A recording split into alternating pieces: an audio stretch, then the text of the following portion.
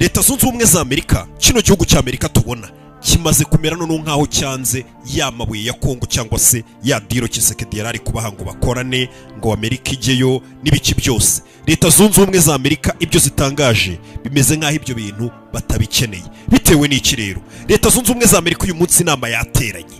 Umwe mu bari boherejwe muri Kongo kugira ngo bajye kuganira na Tshisekedi baneke barebe koko ayo mabuye Kongo iri gutanga nimba koko Amerika yahakura inyungu. Bya bindi byose tumaze iminsi tubabwira ko Amerika iri gushaka ari amabuye ya Kongo, ndetse Tshisekedi yababwiye ati igihugu ngiki rwose muze mwicukurire, umushinwa nibiba ngombwa navemo yegereyo, mwebwe muzi ibintu byose bijyanye n'ibuye ry'agaciro mu bitware mushinge n'ibirindiro hano.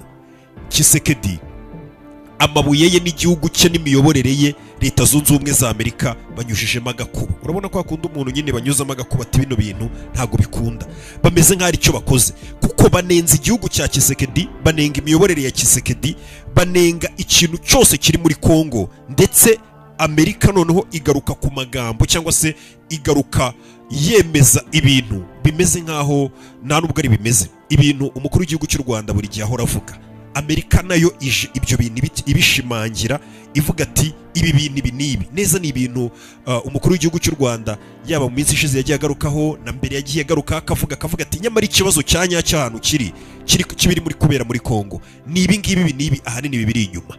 Leta Zunze Ubumwe za Amerika nazo zije zemeza ibyo bintu, ahubwo perezida w'u Rwanda akunze kugarukaho ngo nibyo babonye. Reka twinjire muri iki kiganiro hano mbagira kugira ngo mbanze mbashyire mu murongo bumenye ibyo tugiye kugenda twumva.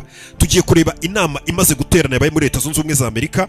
Turebe uno muyobozi congressman wa Leta Zunze Ubumwe za Amerika Ronnie Jackson niwe uherutse muri Kongo aganira na perezida Tshisekedi, ariko Amerika yari yamutumye kugira ngo agende aganire na Tshisekedi arebe neza ibyo bintu Tshisekedi yari yabandikiye abasaba, ababwira ko azabaha ibirombe, ababwira ko amabuye araya bo, ndetse Amerika yakorana na Kongo. Mbega yaraje kwiga ikibuga yatumwe na Amerika kugira ngo asubizeyo inkuru nziza, abwira Amerika ati ha hantu mbonye ari sawa, muze tujye gufata amabuye y'agaciro natwe tubakorera ibyo bashaka.